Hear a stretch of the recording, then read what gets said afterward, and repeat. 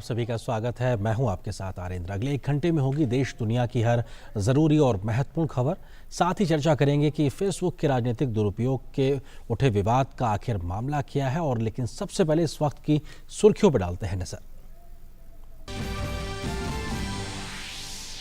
Corona के खिलाफ भारत की जंग लगातार हो रही है मजबूत। रिकवरी रेट बढ़कर 72% के पार। 24 घंटे में सर्वाधिक 57,584 लोग हुए स्वस्थ। कोरोना की मृत्यु दर गिरकर हुई 1.92%।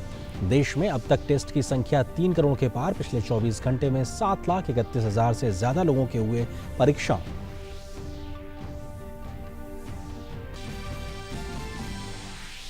पूर्वोत्तर के लोगों को केंद्र की एक और सौगात। सड़क परिवहन मंत्री नितिन गडकरी ने मणिपुर में 13 राजमार्ग परियोजनाओं की रखी आधारशिला। एक सड़क सुरक्षा परियोजना का उद्घाटन किया। कहा, क्षेत्र में कनेक्टिविटी से होगा काफी इजाफा। राज्य के मुख्यमंत्री से मणिपुर को पेट्रोल डीजल मुक्त करने के लिए कदम उठाने की अपील की। पीएम केयर्स फंड पर राहुल गांधी के सवालों पर बीजेपी ने बोला पलटवार। बीजेपी अध्यक्ष जेपी नड्डा ने कहा, आपके परिवार की रही है प्रधानमंत्री राहत कोष का पैसा परिवार के ट्रस्ट में ट्रांसफर करने की विरासत। नड्डा ने कहा, राहुल और उनकी मां ने चीन से पैसा लेकर देश के हितों को पहुंचाया नुकसान। फेसबुक विवाद पर बीजेपी का कांग्रेस पर पलटवार। बीजेपी ने कहा, कैम्ब्रिज एनालिटिका और फेसबुक के साथ गठजोड़ करते रंगे हाथों पकड़े गए लोग हमसे पूछ रहे हैं सवाल। फेसबुक ने भी दी सफाई। कहा, हम हिंसा को बढ़ावा देने वाले भाषणों और सामग्री पर लगाते हैं रोक। किसी राजनीतिक दल या विचारधारा का नहीं रखते ध्यान। केंद्रीय पर्यावरण मंत्री प्रकाश जावड़ेकर ने कहा, 15 दिन में शुरू होगा प्रोजेक्ट डॉल्फिन। राज्यों के वन मंत्रियों के साथ वीडियो कॉन्फ्रेंसिंग के दौरान कहा, वित्तीय आयोग ने वन संरक्षण के लिए अधिवार से 7 से बढ़ाकर 10% किया। कैंपा फंड का 80% वन संरक्षण के लिए होगा इस्तेमाल।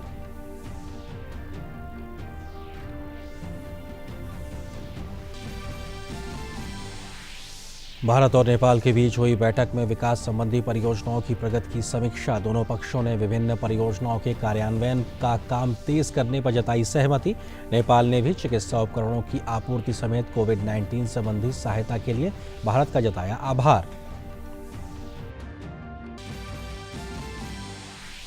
बिहार में बाढ़ की स्थिति अब भी गंभीर। 16 जिलों के 81 लाख से ज्यादा आबादी बाढ़ की चपेट में। गंगा समेत कई नदियां कई जगहों पर खतरे के निशान के ऊपर। उत्तर प्रदेश में 15 जिलों के 788 गांव आए बाढ़ की चपेट में। आदिवासी लोगों के लिए केंद्र सरकार का बड़ा ऐलान। उनके स्वास्थ्य हितों के लिए स्वास्थ्य पोर्टल की शुरुआत। स्वास्थ्य से जुड़ी सभी जानकारियों को एकत्र कर उनके लिए बेहतर सेवाओं को किया जा सकेगा बहाल। आलेख नाम से एक न्यूज़लेटर की भी हुई शुरुआत। नहीं रहे भारतीय शास्त्रीय संगीत के पुरोधा पंडित जसराज। अमेरिका के न्यू जर्सी में 90 साल की उम्र में हुआ निधन। राष्ट्रपति, प्रधानमंत्री, रक्षा मंत्री, गृह मंत्री समेत तमाम गणमान्य लोगों ने दी उन्हें श्रद्धांजलि।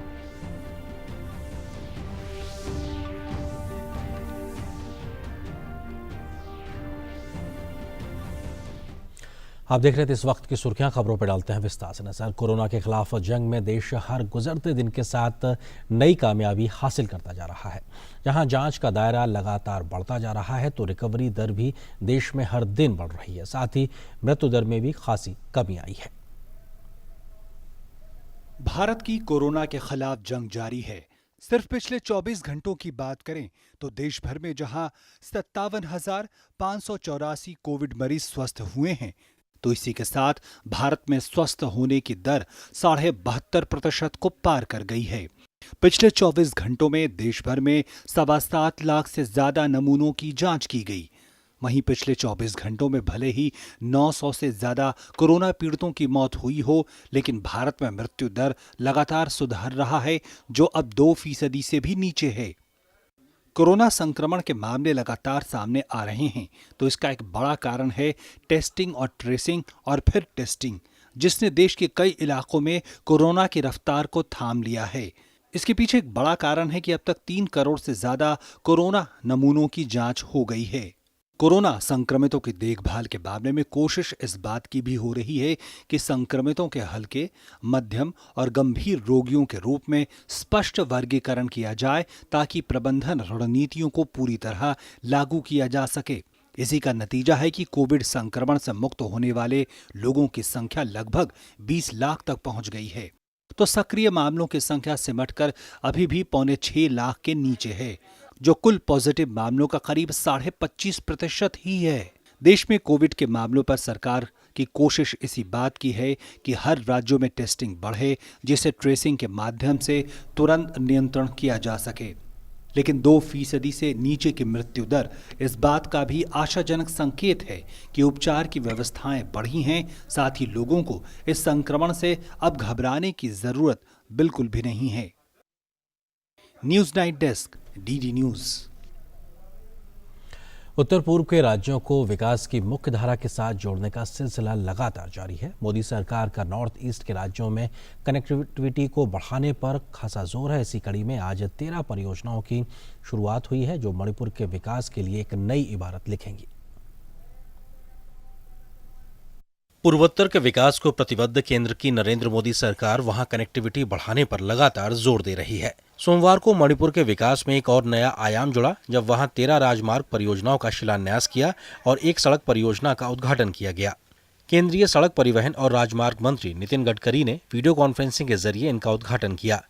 316 किलोमीटर की राजमार्ग परियोजनाओं की कुल लागत करीब 3000 करोड़ रुपए होगी। इस मौके पर गडकरी ने कहा कि पूर्वोत्तर कॉरिडोर का विकास प्रधानमंत्री नरेंद्र मोदी की सबसे बड़ी प्राथमिकता है।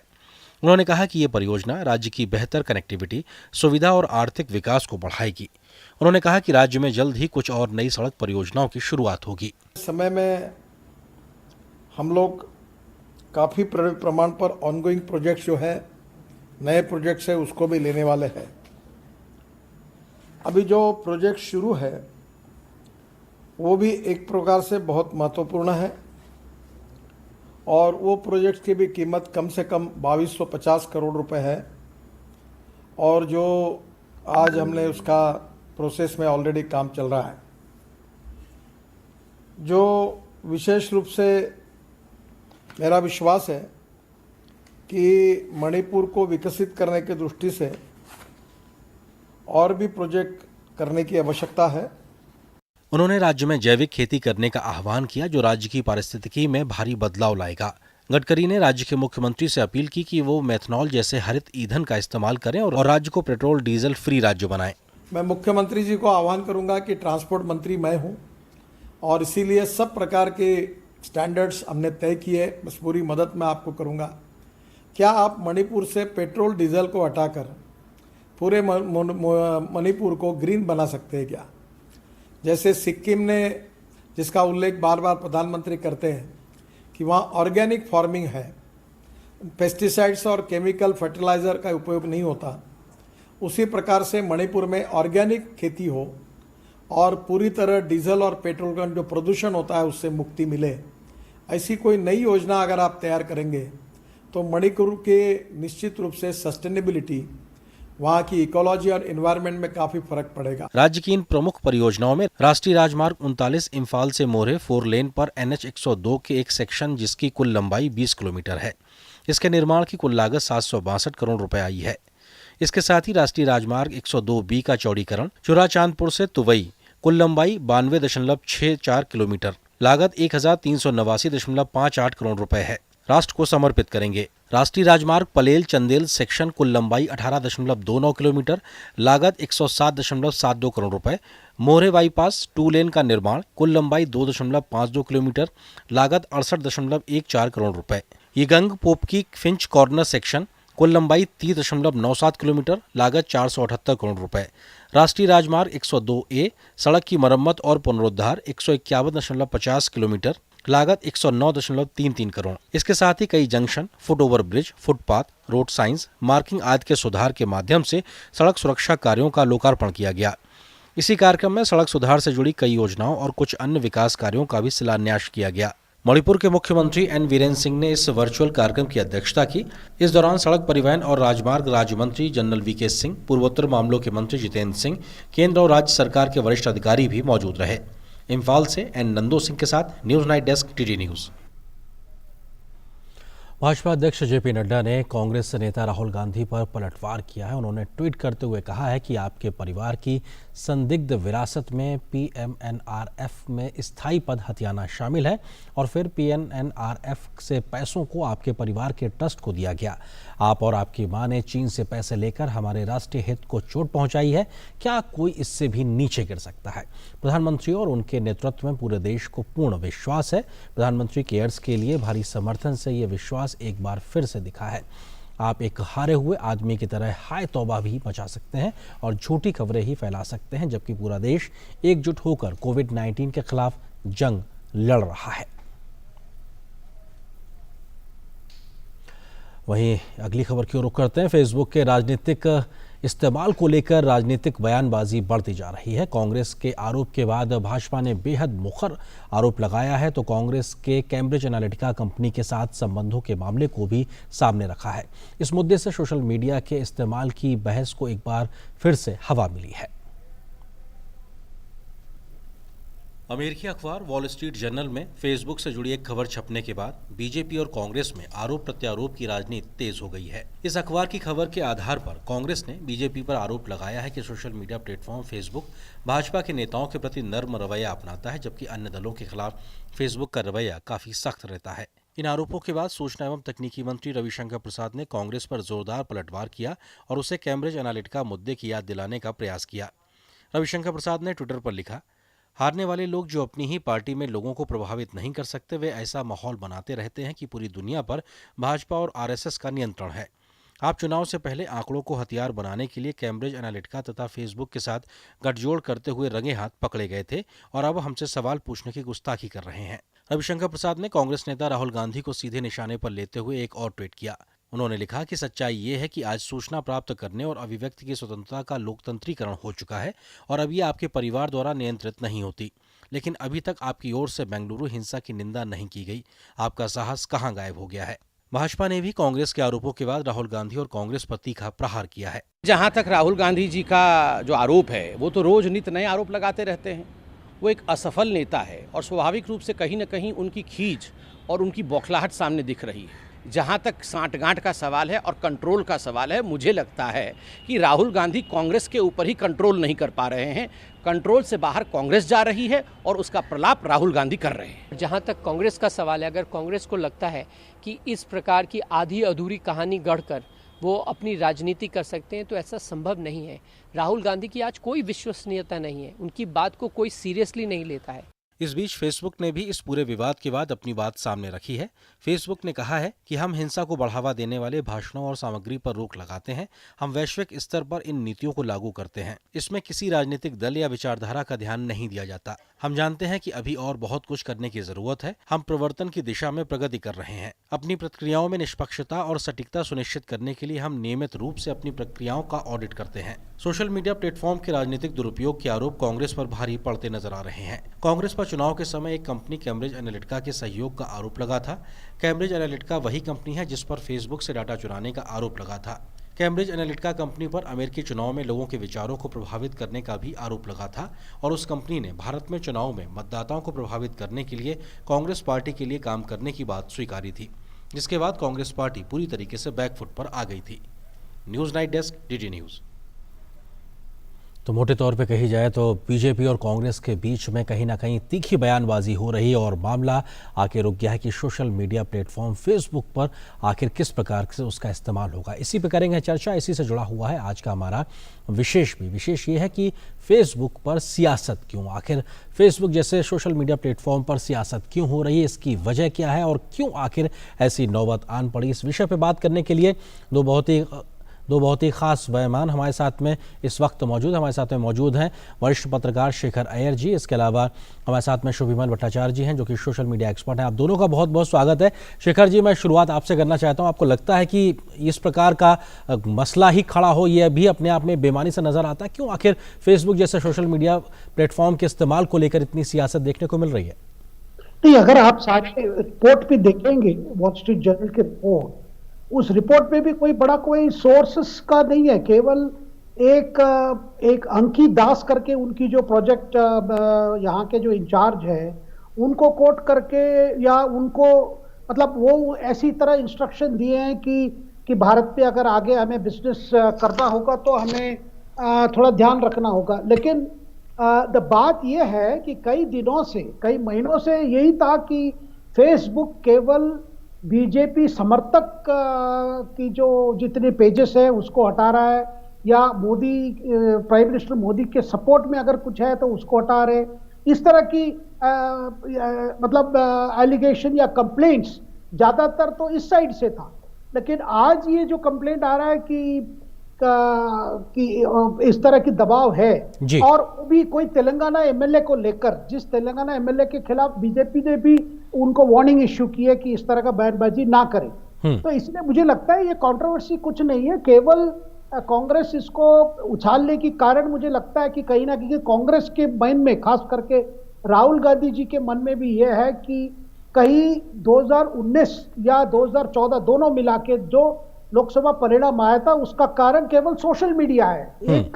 एक इस तरह की उनको एक विचार है कि क्योंकि बीजेपी और प्रधानमंत्री मोदी जी के लिए काफी सोशल मीडिया में सपोर्ट है, यही कारण है वो चुनाव जीते। लेकिन वो पूरा वास्तविकता नहीं है, सोशल मीडिया में अच्छा सपोर्ट था, लेकिन साथ साथ ग्राउंड लेवल पे जिस तरह प्रधानमंत्री जी के खिलाफ, मतलब खिलाफ जो कांग्रेस की कैंपेन थी और जो पब्लिक ने उसको रिजेक्ट किया, वही बात हमने 2019 में भी देखा। तो मुझे लगता है कि अगर फैक्चुअली अगर हम देखेंगे, ज्यादातर कंप्लेंट यही रहा है कि फेसबुक हमेशा कार्रवाई की है इनकी कंप्लेंट पर, लेफ्ट वालों की कंप्लेंट पर या कांग्रेस समर्थक कंप्लेंट्स पर।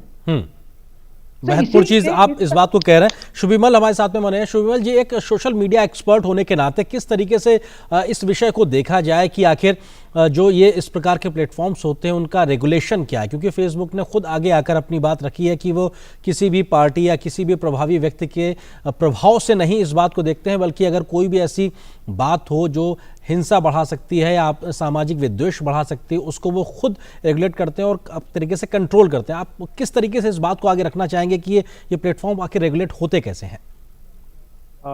देखिए, मुझे ये लगता है कि ये इस मसले को एक कंट्रोवर्शियल रूप दिया जा रहा है, क्योंकि एक बाहर के एक पत्रकार वाशिंगटन पोस्ट में एक कॉलम लिखा है किसी ने, और जैसे शेखर जी ने जिक्र किया कि सोर्सेस के बारे में भी कोई क्लैरिटी नहीं।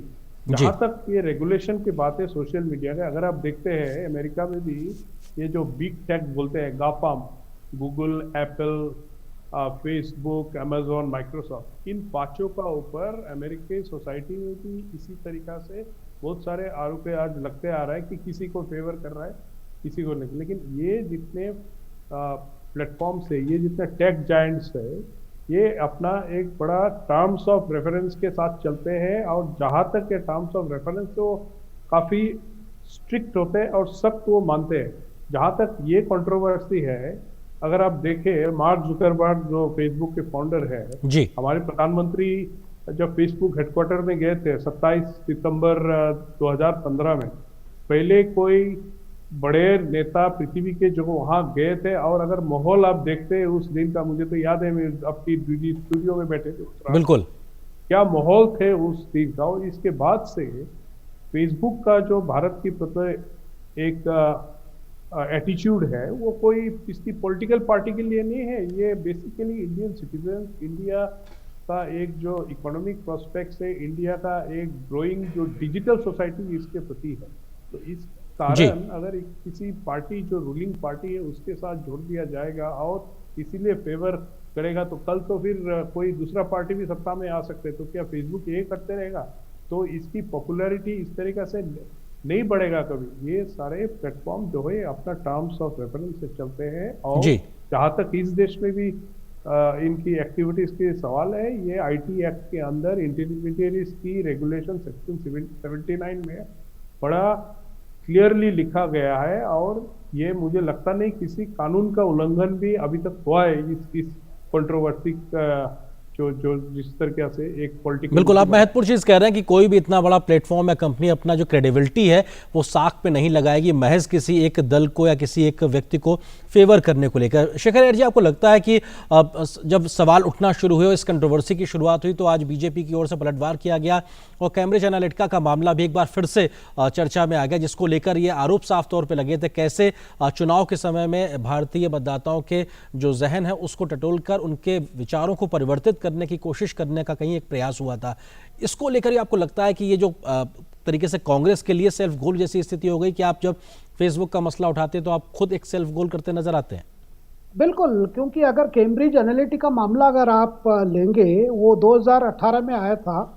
उस समय यूके के हाउस ऑफ कॉमन्स के कमिटी के सामने जाके एक विजिल ब्लोअर, उनका नाम है क्रिस्टोफर वाइली करके, उन्होंने एक वहां पे एक बयान दिया था कि कांग्रेस पार्टी लगता है कि हमारे क्लाइंट है और काफी डेटा वो माइन कर रहे हैं, जिस डेटा को यूज कर रहे हैं चुनाव के लिए, यानी जितने इंडियन सब्सक्राइबर्स है फेसबुक में उनके बारे में डिटेल्स ले रहे हैं और कैम्ब्रिज एनालिटिका उनके लिए काम कर रहा है। ये उन्होंने बयान नहीं दिया, इन्होंने जाके यूके हाउस ऑफ कॉमन्स के एक डिजिटल कमिटी है, उस कमिटी में उन्होंने अपने आप को पेश करके वो बयान दी। उसके बाद बवाल मच गया। उसके बाद कांग्रेस पार्टी की तरफ से फिर केवल यही आया कि हमारा कोई लिंक नहीं है, लेकिन हम जानते हैं कि कांग्रेस के आईटी सेल काफी उस काम में लगे हुए थे। जैसे मैंने पहले कहा, कांग्रेस पार्टी के अंदर एक प्रकार से एक एनालिसिस था कि प्रधानमंत्री जी मोदी जी 2014 के चुनाव इसीलिए जीते क्योंकि सोशल मीडिया पर उनका कब्जा था, इसलिए हमें भी कब्जा करना है। इसीलिए इन्होंने ये कैम्ब्रिज एनालिटिका के साथ जो भी अंडरस्टैंडिंग था और जो भी डेटा माइनिंग हुआ, और 2019 में हमने देखा कि कांग्रेस ने काफी सोशल मीडिया में बहुत एक्टिव रहे, लेकिन परिणाम और कुछ मिला। देखिए, सोशल मीडिया आज भी जो हम देख रहे हैं, फेसबुक को दोषी ठहराना या फेसबुक को लेकर ही राजनीति करना कांग्रेस की तरफ जो हो रही है, ऐसी समय हो रही है जब कांग्रेस के अंदर जो फ्रस्ट्रेशन हम देख रहे हैं, काफी फ्रस्ट्रेशन है। आज ही हम देख रहे हैं कि एक कांग्रेस के जो स्पोक्स पर्सन रहे संजय झा, उनका कहना है कि कम से कम 100 लीडर्स ने चिट्ठी लिखी है सोनिया जी को कि आप नेतृत्व परिवर्तन के बारे में सोचिए जी। और तो ऐसी समय जब कांग्रेस के अंदरूनी मामला इतना गड़बड़ है, कांग्रेस के अंदर इतनी प्रॉब्लम्स है,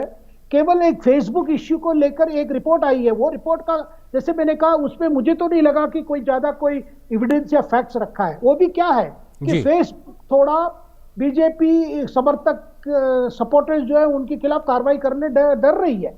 मुझे नहीं लगता ऐसा कुछ बात हो सकती है, क्योंकि हमने देखा 2019 चुनाव के दौरान भी कम से कम 600 कुछ कांग्रेस के सपोर्टेड पेजेस को हटाया गया क्योंकि उनको लगा कि, लेकिन बीजेपी के जितने पेजेस हटाए गए थे फेसबुक से वो तो 700 से ज्यादा ऊपर थे।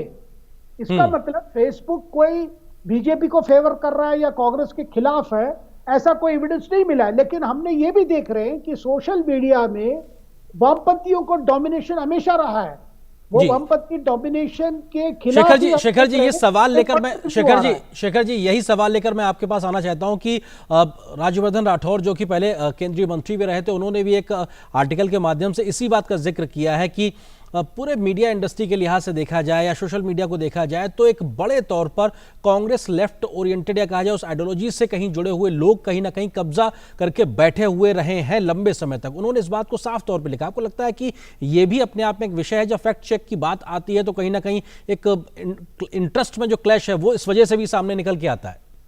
बिल्कुल, मुझे तो लगता है कि उनको लग रहा है कहीं ना कहीं ये जो लड़ाई है लेफ्ट और कांग्रेस प्लस लेफ्ट और अपने आप को जो लिबरल कहते हैं, और आजकल बीजेपी की फेवर में भी जो लोग बोलने लगे हैं, खास करके प्रधानमंत्री मोदी जी के लीडरशिप के बारे में, उनकी सरकार की उपलब्धियों के बारे में जिस तरह फोर्सफुल आर्ग्यूमेंट जो हम देख रहे हैं सोशल मीडिया में उनके सपोर्ट में, वो ट्विटर में हो या फेसबुक में हो, कहीं ना कहीं कांग्रेस और वामपंथी जो समर्थक है उनको लग रहा है कि भाई ग्राउंड हमारा मतलब खिसक रहा है और ज्यादातर डोमिनेशन जो पहला उनका था उतना वो डोमिनेट नहीं कर पा रहे हैं, क्योंकि हर बात पर जवाब आ जाता है, उसका रिटॉर्ट आ जाता है, उसका काउंटर आ जाता है। मुझे लगता है ये जो चल रहा है सोशल मीडिया में, एक प्रकार से आपको कह सकते हैं एक प्रॉक्सी वॉर, उस प्रॉक्सी वॉर का ही मुझे लगता है कि राहुल गांधी जी ने आज इस मामले को इतना बड़ा ये करके कि जैसा कोई बड़ा ये हो गया है, जब फेसबुक एक कमर्शियल ऑर्गेनाइजेशन है, उसकी अच्छी सोशल मीडिया प्लेटफॉर्म है, और हम जानते हैं फेसबुक ने काफी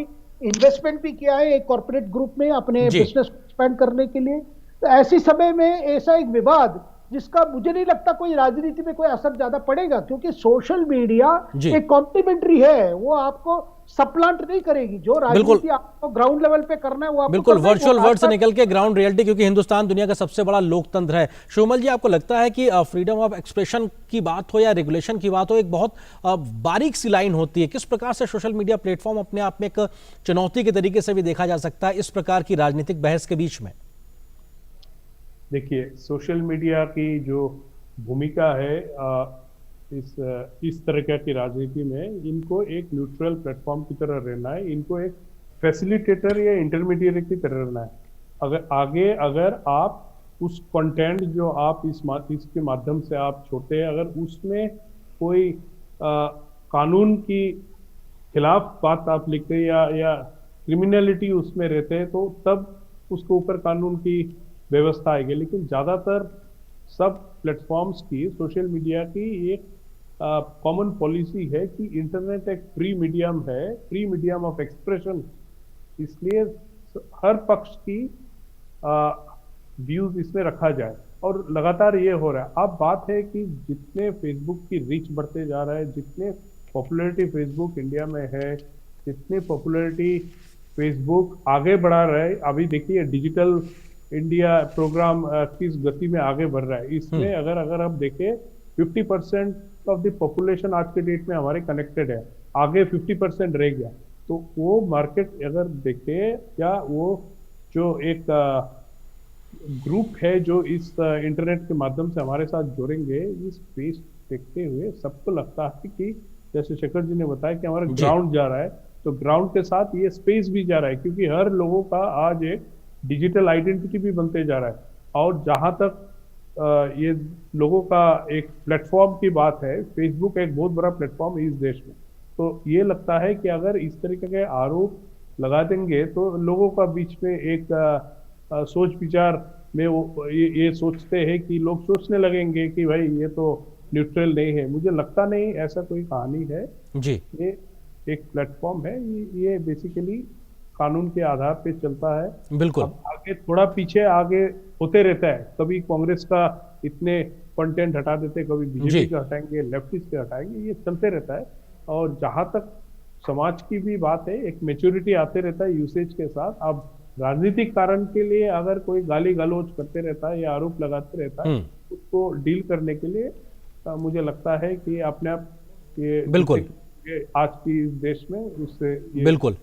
शेखर जी, एक और महत्वपूर्ण विषय पे आपसे जल्दी से कमेंट चाहूंगा। जेपी नड्डा साहब ने भी ट्वीट करके इस बात को सामने रखा है और कांग्रेस और राहुल गांधी को घेरा, किस प्रकार से प्रधानमंत्री केयर फंड को लेकर जो पैसे डाइवर्ट किए गए उनके निजी ट्रस्टों में, इसके अलावा चीन से पैसा लेने को लेकर आरोप लगा। आपको लगता है कि ये भी कहीं ना कहीं कांग्रेस की साख पर एक तरीके से बड़ा सवाल है? इसकी जवाब अभी तक कांग्रेस की ओर से तथ्यों के आधार पर सामने नहीं आया? बिल्कुल, और कांग्रेस में एक बड़ा क्राइसिस चल रहा है अरेंद्र, और इस समय वो क्राइसिस सबसे नेतृत्व का क्राइसिस है, और क्राइसिस ऑफ जो कहते हैं आइडेंटिटी का भी क्राइसिस है, जिस क्राइसिस को लेकर हर दिन हम देख रहे हैं कि कांग्रेस के अंदर बयानबाजी हो रही है। जैसे कह रहे हैं कि लीडरशिप को लेकर, क्योंकि सोनिया गांधी जी का जो कांग्रेस अध्यक्षता की जो 1 साल की थी वो अगस्त 9 तारीख खत्म हो चुका है। अब आगे कौन अध्यक्ष बनेंगे, क्या रहेगा पार्टी का, अभी तक राहुल गांधी जी ने कोई अपने इशारा नहीं दिया है कि वो फिर पद लेना चाहते नहीं लेना चाहते। इस तरह की जब क्राइसिस कांग्रेस के अंदर है, राहुल गांधी जी केवल प्रधानमंत्री को ही अटैक करते रहना है, हर दिन कुछ ना कुछ इश्यू करके करना है। मुझे नहीं लगता कांग्रेस के लिए कोई आगे पॉलिटिकली कोई गेन हो रहा है इसमें, और इसीलिए एक प्रकार से फ्रस्ट्रेशन बढ़ रहा है कांग्रेस के अंदर, और रैंक एंड फाइल बिल्कुल एक क्रेडिबिलिटी का सवाल कहीं ना कहीं अंदर खाने कांग्रेस में बना हुआ है। बहुत शुक्रिया आप दोनों ही मेहमानों को हमारे साथ चर्चा में शामिल होने के लिए। शिवमल आपका और शेखर अय्यर जी आपका हमारे साथ चर्चा में जुड़ने के लिए बहुत शुक्रिया। और फिलहाल यहाँ पर एक छोटे से ब्रेक के लिए रुकते हैं। ब्रेक के उस पार बहुत अन्य महत्वपूर्ण खबरें अभी बाकी है।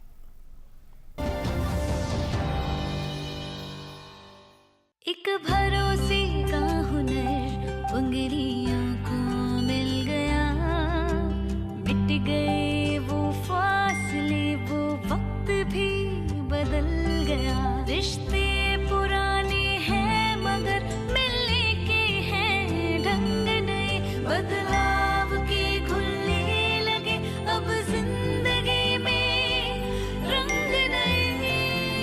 हम जहां, हमारा बैंक वहां। पक्की होगी बुनियादें तो हंसे हिंदुस्तान होगा। पहले करो शुरुआत करो, करो तो पक्की बात करो। पहले करो शुरुआत करो, करो तो पक्की। वंडर सीमेंट, एक परफेक्ट शुरुआत।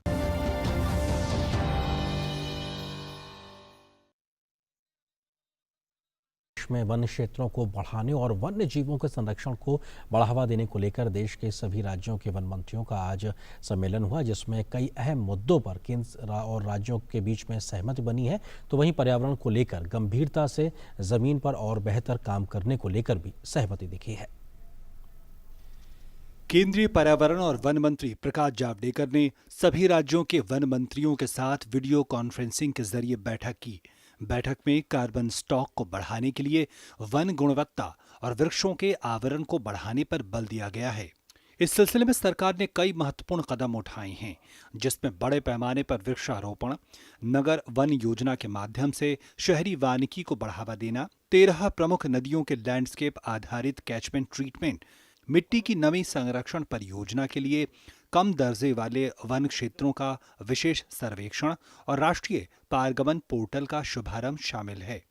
इसमें हमने मूलतः 4 बिंदुओं पर चर्चा की थी।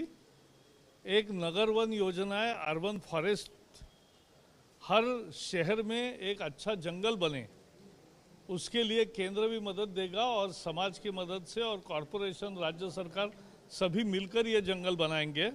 इस साल 1000 स्कूलों में छात्र पौधे लगाएंगे और ग्रो करके अपने घर में लेकर जाके या बाहर नज़दीक वहाँ पेड़ लगाएंगे जहाँ जगह है।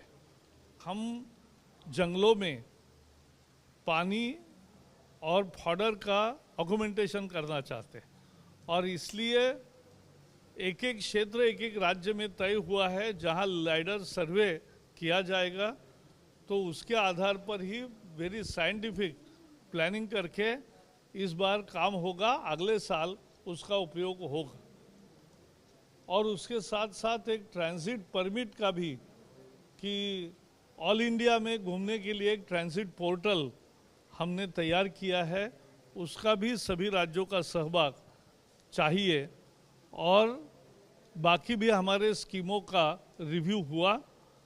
केंद्रीय पर्यावरण मंत्री प्रकाश जावड़ेकर ने कहा कि वित्त आयोग ने वन के महत्व को 7% से बढ़ाकर 10% कर दिया है और साथ ही ये भी कहा है कि CAMPA धनराशि का 80% इस्तेमाल राज्यों को वन संरक्षण के लिए करना चाहिए। फाइनेंस कमीशन ने इस बार फॉरेस्ट का वेटेज बढ़ाकर डिवोल्यूशन में राज्यों को जो पैसा मिलेगा उसमें अपना वेटेज फॉरेस्ट का बढ़ा है और फॉरेस्ट का वेटेज अब 10% हो गया है। सो 10%, अर्लियर इट वाज 7%, 3% से वो बढ़ा है। इसका मतलब फॉरेस्ट को अब ज़्यादा पैसे मिलने चाहिए, मिलेंगे अगर राज्य सरकार खुद के पैसे लगाएगा तो। केंद्रीय मंत्री ने सभी राज्यों से एक पखवाड़े के भीतर प्रोजेक्ट डॉल्फिन को लेकर एक रूपरेखा तैयार करने को कहा है। इस परियोजना में गंगा और समुद्री तटों की डॉल्फिन का दीर्घकालिक संरक्षण शामिल होगा।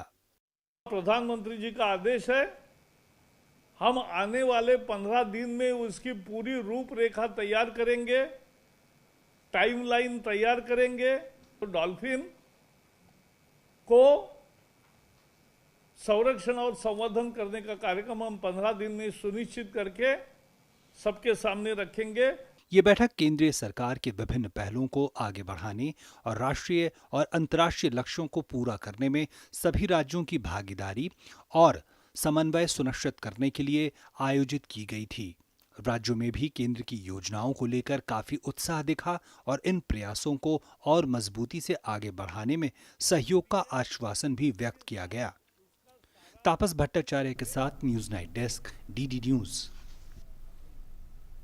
उपराष्ट्रपति एम वेंकैया नायडू ने आज आईआईटी दिल्ली के हीरक जयंती समारोह का वर्चुअल तरीके से उद्घाटन किया। समारोह को संबोधित करते हुए उपराष्ट्रपति ने आईआईटी और उद्योग जगत से मिलकर समाज के लिए प्रासंगिक शोध कार्यों को करने का आह्वान किया है। केंद्रीय शिक्षा मंत्री रमेश पोखरियाल निशंक भी आईआईटी की दिल्ली के हीरक जयंती समारोह में शामिल हुए। आईआईटी दिल्ली के हीरक जयंती समारोह को संबोधित करते हुए उपराष्ट्रपति एम वेंकैया नायडू ने कहा कि आईआईटी जैसे संस्थानों में बहुविषयक शोध को बढ़ावा दिया जाना चाहिए। उन्होंने कहा कि शोध कार्यों में अधिक से अधिक निवेश किया जाना चाहिए और इसमें उद्योग जगत की भी भागीदारी होनी चाहिए। उपराष्ट्रपति ने नई शिक्षा नीति की तारीफ करते हुए कहा कि इसमें भारत को शिक्षा के वैश्विक केंद्र के तौर पर बढ़ावा देने की बात कही गई है, जिससे भारत के विश्व गुरु बनने का मार्ग प्रशस्त होगा। The new educational policy seeks to promote India as a global study destination, providing premium education at affordable cost. Premium education at affordable cost, thereby helping to restore its role as Vishwa Guru. The move to State selected universities from among the top 100 universities in the world to operate in India will also help in promoting excellence in education. उपराष्ट्रपति ने कहा कि भारत के उच्च शिक्षण संस्थानों में पढ़ाई गई गुणवत्ता में सुधार लाना होगा ताकि देश के संस्थान वैश्विक रैंकिंग में शीर्ष पर आगे आ सकें। उन्होंने इस बात पर खुशी जताई कि कोविड-19 महामारी की चुनौतियों से निपटने के लिए देश के विभिन्न आईआईटी आगे आए हैं। Every industry must promote some research and they should feel proud that they have supported so and so research and this is the result of the same. I'm told that IIT Delhi is laying great emphasis on internationalization, interdisciplinary research and industry connect. केंद्रीय शिक्षा मंत्री रमेश पोखरियाल निशंक ने इस मौके पर कहा कि नई शिक्षा नीति में शोध और नवाचार पर जोर दिया गया है। उन्होंने कोविड-19 महामारी के दौरान आईआईटी दिल्ली द्वारा किए गए कार्यों की सराहना की है। कोविड के दौरान जिस तरीके से लीडरशिप अपने हाथ में लेकर के आईआईटी दिल्ली ने काम किया है और अभी बताया कि कोविड के ही दौरान इस राष्ट्रीय चुनौती का मुकाबला करते हुए भारत और दुनिया को 40 लाख से भी अधिक पीपीई की आपूर्ति की और इससे भी ज्यादा बड़ी बात महामहिम ये थी कि दुनिया में सबसे सस्ती RT-PCR किट प्रदान की जो कम समय में सस्ते में और बहुत गुणवत्तापूर्ण जो है जांचों को करने में सफल रही है। देश के सर्वश्रेष्ठ इंजीनियरिंग कॉलेज में शुमार आईआईटी दिल्ली की स्थापना 1961 में हुई थी। राष्ट्रीय महत्व के संस्थान आईआईटी दिल्ली को 2018 में इंस्टीट्यूट ऑफ एमिनेंस का दर्जा दिया गया। आईआईटी दिल्ली का हीरक जयंती समारोह अगले साल 15 अगस्त तक चलेगा। Nishant Saurabh, DD news, Delhi. और बात बाढ़ की। बिहार में बाढ़ की स्थिति अब भी गंभीर बनी हुई है। 16 जिलों के 81 लाख से ज़्यादा आबादी वहां बाढ़ की चपेट में है। गंगा समेत कई नदियां कई जगहों पर खतरे के निशान के ऊपर बह रही हैं, तो वहीं उत्तर प्रदेश में भी 15 जिलों के करीब 800 गांव बाढ़ से प्रभावित हैं। बिहार में बाढ़ की स्थिति गंभीर बनी हुई है। आपदा प्रबंधन विभाग के अनुसार राज्य के 16 जिलों के 130 प्रखंडों की 1311 पंचायतों में 81,56,000 आबादी बाढ़ की चपेट में है। बाढ़ प्रभावित क्षेत्रों में 10 राहत शिविर चलाए जा रहे हैं, जिनमें से 9 समस्तीपुर में और 1 खगड़िया में है। इसके अलावा 653 सामुदायिक रसोई के माध्यम से 5,30,000 से अधिक लोगों को पका हुआ भोजन प्रदान किया जा रहा है। पटना में गंगा नदी खतरे के निशान को पार कर गई है। बागमती, बूढ़ी गंडक नदी कई जगहों पर खतरे के निशान के ऊपर बह रही है। महानंदा और उसकी सहायक नदियों सहित शेष नदियां खतरे के निशान से नीचे हैं और इनमें से अधिकांश का जलस्तर घट रहा है। मौसम विभाग ने अगले 2 दिनों तक बिहार में हल्की से मध्यम बारिश की संभावना जताई है। वहीं महाराष्ट्र के कई हिस्सों में हुई बारिश के कारण राज्य के कई जलाशयों का जलस्तर बढ़ गया है और ये इलाके बाढ़ के कगार पर हैं। संभावित बाढ़ के कारण किसी भी खतरे से निपटने के लिए संबंधित जिलों में प्रशासन हाई अलर्ट पर है। सांगली में पिछले 3 दिनों से लगातार बारिश के कारण कृष्णा नदी के जलस्तर में बढ़ोतरी हुई है। जलस्तर में वृद्धि के कारण नदी के पास रहने वाले लोगों को सुरक्षित स्थानों पर पहुंचा दिया गया है। उधर छत्तीसगढ़ में बिलासपुर के पास खूटाघाट बांध पर पानी के तेज बहाव में फंसे एक व्यक्ति को भारतीय वायुसेना के हेलीकॉप्टर की मदद से बचाया गया। पानी के तेज बहाव से ये व्यक्ति बाहर नहीं आ पा रहा था। जान बचाने के लिए इस व्यक्ति ने पत्थर पर लगी झाड़ी का सहारा लिया, जिसके बाद लोगों की नज़र उस पर पड़ी और इसकी सूचना बिलासपुर पुलिस को दी गई। मौके पर भारतीय वायुसेना के हेलीकॉप्टर ने पहुंचकर युवक को बचाया। दिल्ली में बारिश के बाद कई इलाकों में जल जमाव हो गया। मौसम विभाग ने राजधानी में अगले 2 दिनों तक भारी बारिश का अनुमान जताया है। उत्तर प्रदेश में 15 जिलों के 788 गांव बाढ़ से प्रभावित हैं। शारदा और सरयू घाघरा नदियां कई जगहों पर खतरे के निशान को पार कर गई हैं। बाढ़ प्रभावित जगहों पर राहत एवं बचाव कार्य के लिए एनडीआरएफ, एसडीआरएफ और पीएसी की टीमें तैनात की गई हैं। इसके अलावा कई अन्य राज्यों में भी बारिश से जनजीवन खासा प्रभावित हुआ है। News night desk, DD news. केंद्रीय बिजली और नवीन एवं नवीकरणीय ऊर्जा मंत्री आर.के. सिंह ने अंतर्राष्ट्रीय सौर प्रौद्योगिकी शिखर सम्मेलन की बैठक को संबोधित करते हुए कहा कि प्रौद्योगिकी वह कुंजी है जो ऊर्जा मूल्य निर्धारण में परिवर्तन लाएगी। उन्होंने कहा कि सौर ऊर्जा की कीमत इतनी कम हो गई है कि हम दुनिया भर के देशों में सौर ऊर्जा के जरिए बिजली पहुंचा सकते हैं, जो पर्यावरण को संतुलित करने में बेहद मददगार साबित होगी। सौर ऊर्जा के चलन से कोयला और पेट्रोलियम पदार्थों के उपयोग में भी कमी आएगी, जो ग्रीन इलेक्ट्रिसिटी की दिशा में हमें आगे बढ़ाएगी। The technology challenges which face us, we need to apply our minds to. And this World Solar Technology Summit is an attempt in that direction. It's an attempt to bring together the scientists, the engineers, the companies involved in commercial production of the technologies which are developed, and the member states, the nations, to sit down together and think about what the challenges are in realizing this dream which we have of making energy eminently affordable and abundant, so that people can live better lives. The World Solar Technology Summit is envisaged. Bharat और नेपाल के बीच आज video conferencing के माध्यम से oversight mechanism OSM की 8वीं बैठक हुई। बैठक की सह अध्यक्षता नेपाल में भारतीय राजदूत विनय मोहन क्वात्रा और नेपाली विदेश सचिव नेपाल शंकर दास बैरागी ने की। 8 जुलाई 2019 को ही 7वीं बैठक के बाद हुई इस बैठक में द्विपक्षीय आर्थिक सहयोग और विकास परियोजनाओं की व्यापक समीक्षा की गई। दोनों पक्षों ने विभिन्न मुद्दों पर विचार विमर्श किया और उनके कार्यान्वयन में तेजी लाने पर सहमति व्यक्त की है। दोनों देशों ने पिछले 1 साल में विकास परियोजनाओं में की गई प्रगति की समीक्षा की, जिसमें गोरखा, नुवाकोट जिलों में 46,301 भूकंप प्रभावितों के घरों का पुनर्निर्माण, मोतिहारी अमलेखगंज पाइपलाइन का संचालन, विराटनगर में एकीकृत चेक पोस्ट का संचालन शामिल है।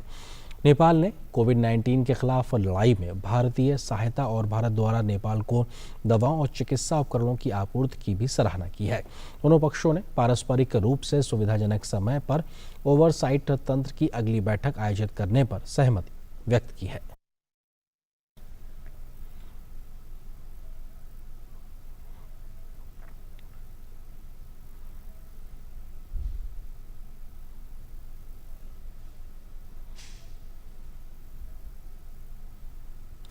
आज केंद्रीय जनजातीय मामलों के मंत्री अर्जुन मुंडा ने स्वास्थ्य पोर्टल की शुरुआत की, जिसका उद्देश्य आदिवासी एवं अनुसूचित जनजाति के पोषण एवं स्वास्थ्य की सही जानकारी को प्लेटफॉर्म प्रदान करना है।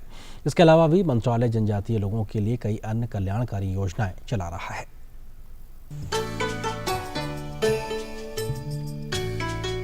भारत की पहचान विविधताओं में एकता की है और शायद यही कारण है कि अलग अलग भाषाएं, रहन सहन, वेशभूषा के बावजूद हमारी संस्कृति विश्व में सबसे अनूठी है।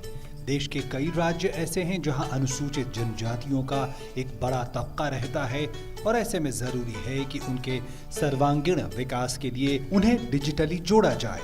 न्यू इंडिया की तरफ बढ़ते कदम को अगर जनजातीय समुदाय का भी सहयोग हो तो वो दिन दूर नहीं जब पूरा विश्व भारत का दोहा मानेगा। इसी कड़ी में जनजातीय मामलों के मंत्री अर्जुन मुंडा ने अनुसूचित जनजाति समुदाय के गुणवत्तापूर्ण पोषण और उनके स्वास्थ्य हितों का ध्यान रखते हुए स्वास्थ्य पोर्टल की शुरुआत की, जिसका मकसद इनके स्वास्थ्य से जुड़ी सभी जानकारियों को एकत्रित कर उनके लिए बेहतर सेवाओं को बहाल किया जा सके। डिजिटल हेल्थ हिंदुस्तान के समस्त लोगों को प्रोवाइड कराएगा और यह सुनिश्चित करने का कार्य हम प्रारंभ कर रहे हैं और मैं समझता हूं कि उस दिशा में बढ़ाने वाला पहला कदम यह ट्राइबल अफेयर्स मिनिस्ट्री का है कि जब हम इस पोर्टल के माध्यम से वैसे क्षेत्र में रहने वाले समस्त नागरिकों को जो वंचित हैं, जो पिछड़े हैं, जो सुदूरवर्ती क्षेत्र में रहते हैं, जिन्हें हम जनजातीय समाज के रूप में देखते हैं, आदिवासी के रूप में देखते हैं, अनुसूचित जनजाति के रूप में देखते हैं। इसके साथ ही जनजातीय मंत्रालय ने आलेख नाम से एक ई न्यूज़लेटर की भी शुरुआत की, जो इनके लिए स्वास्थ्य क्षेत्र में किए जा रहे प्रयासों को शब्दों के रूप में प्रकाशित करेगा। साथ ही केंद्रीय मंत्री अर्जुन मुंडा ने फेसबुक द्वारा गोल यानी गोइंग ऑनलाइन एस लीडर्स की भी शुरुआत की, जिसका मकसद आदिवासी अनुसूचित जनजाति को एक बेहतर ऑनलाइन जानकारी उपलब्ध कराना और उनके पारंपरिक कौशल विकास को धार देना है। देश के विकास में आदिवासी समुदाय की भूमिका को ध्यान में रखते हुए इस समुदाय के लिए विशेष ओवरसीज स्कॉलरशिप प्रोग्राम की भी शुरुआत की गई है। अभिषेक सिंह के साथ news night desk, DD news, Delhi. और समाचारों में आगे बढ़ने से पहले फिलहाल एक छोटे से ब्रेक के लिए रुकते हैं।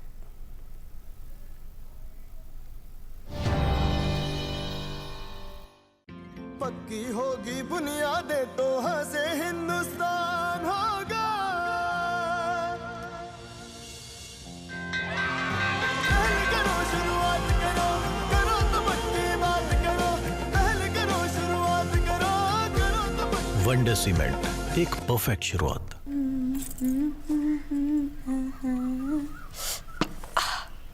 सुनो। हाँ, अभी गाड़ी बुलाता हूँ। हेलो ममता, वहाँ और गाड़ी भेज।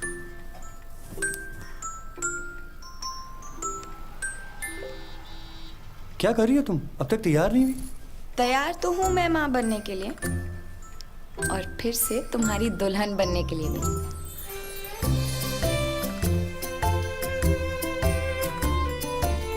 डॉक्टर, पिछली बार आप वो प्रसव पश्चात का बोल रहे थे। प्रसव पश्चात आयुसीडी यानी PPIUCD डिलीवरी के तुरंत बाद अपनाने से आप बच्चों के बीच 3 साल का अंतर रख सकते हैं। सुरक्षित और भरोसेमंद। इससे आपको मिले बच्चे और पति को प्यार करने की पूरी आजादी।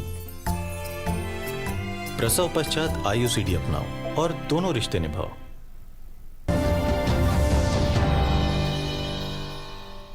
और ब्रेक के बाद अब देखते हैं देश भर से जुड़ी कुछ बड़ी और महत्वपूर्ण खबरें फटाफट अंदाज में। बिहार की राजनीति में महादलित वोट बैंक के बीच बड़ा चेहरा माने जाने वाले श्याम रजक ने सोमवार को राष्ट्रीय जनता दल में शामिल हो गए। वे 11 साल बाद आरजेडी में वापस आए हैं।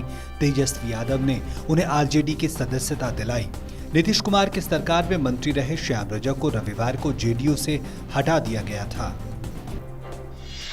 सुप्रीम कोर्ट में जेईई मेंस 2020 प्रवेश परीक्षा के 1 सितंबर से और नीट 2020 परीक्षा के 13 सितंबर को आयोजन को स्थगित करने की याचिका को खारिज कर दिया है। याचिका के खारिज किए जाने से दोनों की परीक्षाओं के लिए निर्धारित तिथि के अनुसार ही एनटीए परीक्षाएं आयोजित करेगा। साल भर से अधिक समय बाद कश्मीर और जम्मू क्षेत्र के एक जिले में परीक्षण के आधार पर 4G मोबाइल इंटरनेट सेवाएं बहाल कर दी गई हैं। रविवार को एक आधिकारिक आदेश में ये जानकारी दी गई है। कुछ दिन पहले केंद्र ने सुप्रीम कोर्ट को बताया था कि एक विशेष समिति केंद्र शासित प्रदेश जम्मू कश्मीर क्षेत्रों के एक जिले में परीक्षण के आधार पर 15 अगस्त के बाद इस सुविधा की अनुमति देने पर विचार कर रही है। जम्मू कश्मीर के बारामूला में आतंकियों और सुरक्षा बलों के बीच मुठभेड़ में 2 आतंकियों को मार गिराया गया है। मारे गए आतंकियों की अभी शिनाख्त नहीं हुई है। कश्मीर जोन के आईजी ने बताया है कि मारे गए आतंकी बारामूला में हुए हमले में शामिल थे। जम्मू कश्मीर के आईजी विजय कुमार ने बारामूला में सुरक्षा बलों से एनकाउंटर में लश्कर-ए-तौयबा का टॉप कमांडर सज्जाद उर्फ हैदर के मारे जाने की पुष्टि की है। जम्मू कश्मीर पुलिस इस हादसे में जम्मू कश्मीर पुलिस का एक एसपीओ और सीआरपीएफ के 2 जवान शहीद हुए हैं। सीआरपीएफ ने एक ट्वीट में शहीद जवान की शहादत को सलाम किया। लद्दाख के उपराज्यपाल आर.के. बाथुर ने राजधानी लेह में सिंधु नदी पर 2 लेन वाले पुल का उद्घाटन किया। इस पुल पर वाहन भी आ जा सकेंगे। 8 करोड़ 21 लाख रुपए की लागत से इस पुल को केंद्र सरकार द्वारा उपलब्ध कराए गए फंड से बनवाया गया है। इस पुल के जरिए राजधानी लेह से सिंधु नदी के उस पार स्थित गांवों तक आवागमन आसान हो जाएगा। केंद्रीय पेट्रोलियम मंत्री धर्मेंद्र प्रधान ने कहा है कि 451 किलोमीटर लंबा दीघा गोपालपुर तटीय राजमार्ग तटीय ओडिशा की किस्मत बदलने में गेम चेंजर साबित होगा। अपने ट्वीट में उन्होंने कहा कि क्षेत्र की पारिस्थितिकीय और पर्यावरणीय पवित्रता को बनाए रखते हुए तटीय क्षेत्र भारत के प्रमुख पर्यटक आकर्षणों में से एक के रूप में उभरेगा। उन्होंने कहा कि दीघा गोपालपुर तटीय राजमार्ग पारादीप और धामरा बंदरगाह के लिए कृषि और मत्स्य पालन उत्पादों के लिए एक आर्थिक कॉरिडोर का काम करेगा। भारतीय जनता पार्टी के प्रत्याशी जयप्रकाश निषाद राज्यसभा के उपचुनाव में निर्विरोध सांसद निर्वाचित हो गए हैं। रिटर्निंग ऑफिसर ब्रजभूषण दुबे ने उन्हें जीत का प्रमाण पत्र सौंपा। इस मौके पर भाजपा के प्रदेश महासचिव विजय बहादुर पाठक और जेपीएस राठौड़ मौजूद रहे। मध्य प्रदेश के मालवा अंचल के दौरे पर पहुंचे पूर्व केंद्रीय मंत्री और राज्यसभा सांसद ज्योतिरादित्य सिंधिया ने राज्य में 15 माह रही कांग्रेस की कमलनाथ के नेतृत्व वाली सरकार पर जमकर हमला बोलते हुए कहा कि कांग्रेस सरकार के काल में भ्रष्टाचार और वादाखिलाफी के जैसे कीर्तिमान स्थापित हुए वैसे अपने 20 साल के सार्वजनिक जीवन में नहीं देखे। सूचना और प्रसारण मंत्रालय में सचिव अमित खरे ने 16 जनवरी से 31 जनवरी के बीच मंत्रालय में चलाए गए स्वच्छता पखवाड़ा 2020 में उत्कृष्ट योगदान देने वाले मंत्रालय के विभिन्न विभागों को स्वच्छता पखवाड़ा पुरस्कार 2020 से सम्मानित किया है। इसके तहत भारतीय जनसंचार संस्थान IIMC को प्रथम, DD न्यूज़ को दूसरा और प्रेस इन्फॉर्मेशन ब्यूरो PIB को तीसरा स्थान मिला है। इस अवसर पर सूचना और प्रसारण मंत्रालय में सचिव अमित खरे ने पुरस्कार प्राप्त करने वाले विभागों को बधाई दी और कहा है कि स्वच्छ भारत अभियान में मंत्रालय की महती भूमिका रही है। मंत्रालय ने अपने तमाम विभागों के जरिए समाज में स्वच्छता की अलख जगाई है।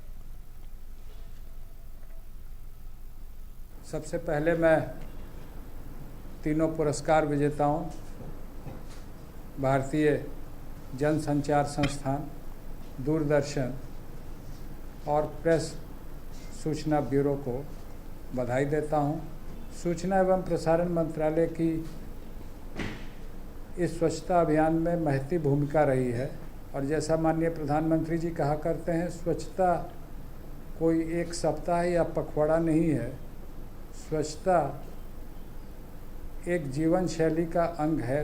वर्षों वर्षों तक हमें अपनी जीवन शैली का अंग बना के इसे रखना है। प्रेस इन्फॉर्मेशन ब्यूरो फर्जी खबरों का लगातार खंडन करता रहा है। ऐसी ही खबर में एक दावा किया जा रहा है कि केंद्र सरकार PM किसान ट्रैक्टर योजना के तहत आधे दाम में ट्रैक्टर मुहैया करा रही है, जबकि सच्चाई ये है कि ये खबर पूरी तरीके से फर्जी है। केंद्र सरकार द्वारा ऐसी कोई योजना नहीं चलाई जा रही है।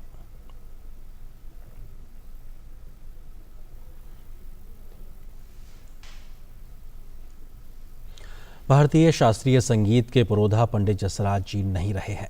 अमेरिका के न्यू जर्सी में 90 साल की उम्र में उनका निधन हुआ। राष्ट्रपति, प्रधानमंत्री, रक्षा मंत्री, गृह मंत्री समेत तमाम गणमान्य लोगों ने उनके निधन पर शोक व्यक्त किया है। जाने माने शास्त्रीय गायक और पद्म विभूषण से सम्मानित पंडित जसराज का अमेरिका के न्यू जर्सी में निधन हो गया। वो 90 साल के थे। पंडित जसराज का मेवाती घराने से ताल्लुक था, जो संगीत का एक घराना है और ख्याल गायकी के पारंपरिक प्रदर्शनों के लिए जाना जाता है। शास्त्रीय संगीत के प्रदर्शन के अलावा जसराज जी ने अर्ध शास्त्रीय संगीत शैलियों को लोकप्रिय बनाने के लिए भी काम किया, जैसे हवेली संगीत, जिसमें मंदिरों में अर्ध शास्त्रीय प्रदर्शन शामिल हैं। उन्हें अन्य कई पुरस्कारों के अतिरिक्त प्रतिष्ठित पद्म भूषण, पद्म विभूषण, पद्मश्री से भी सम्मानित किया गया। राष्ट्रपति रामनाथ कोविंद ने उनके निधन पर गहरा शोक व्यक्त किया है। उन्होंने ट्वीट करके कहा कि संगीत दिग्गज और अद्वितीय शास्त्रीय गायक पंडित जसराज के निधन से दुखी हूं। 8 दशकों से भी अधिक समय के करियर में पद्म विभूषण पंडित जसराज ने जीवंत और भावपूर्ण प्रस्तुतियां दी। उनके परिवार, दोस्तों और संगीत अनुज्ञों के प्रति मेरी संवेदना। प्रधानमंत्री नरेंद्र मोदी ने भी गहरा शोक व्यक्त किया है। उन्होंने ट्वीट करके कहा कि पंडित जसराज जी के दुर्भाग्यपूर्ण निधन से भारतीय सांस्कृतिक क्षेत्र में एक गहरा खालीपन आ गया है। न केवल उनकी प्रस्तुतियां उत्कृष्ट थीं, उन्होंने कई अन्य गायकों के लिए एक असाधारण गुरु के रूप में भी अपनी पहचान बनाई। दुनिया भर में उनके प्रशंसकों और उनके परिवार के प्रति संवेदना। ओम शांति। पंडित जसराज शास्त्रीय संगीत के मेवाती घराने से ताल्लुक रखते थे। पंडित जसराज ने एक अनोखी जुगलबंदी की रचना की, जिसमें महिला और पुरुष गायक अलग अलग रागों में एक साथ गाते हैं। इस जुगलबंदी को जसरंगी नाम दिया गया। मधुराष्टकम श्री वल्लभाचार्य जी द्वारा रचित भगवान कृष्ण की बहुत ही मधुर स्तुति है। पंडित जसराज ने इस स्तुति को अपने स्वर में घर घर तक पहुंचा दिया। News night desk, DD news. और बात डीडी न्यूज़ की तेजस्विनी नीलम शर्मा की। डीडी न्यूज़ की वरिष्ठ एंकर नीलम शर्मा की आज पहली पुण्यतिथि है। पिछले साल 17 अगस्त को वो हम सबको छोड़कर चली गई थी। एक साल बाद भी वो आज हम सबके दिलों में है, एक श्रद्धांजलि।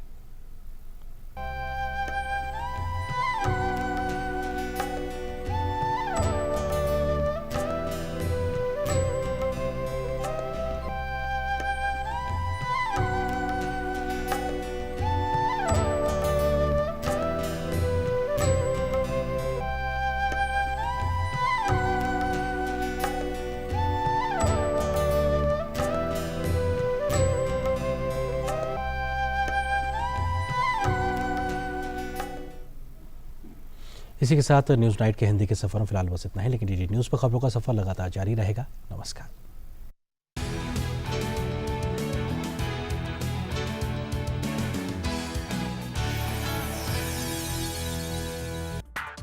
न्यूज़ नाइट के सह प्रायोजक थे वंडर सीमेंट, एक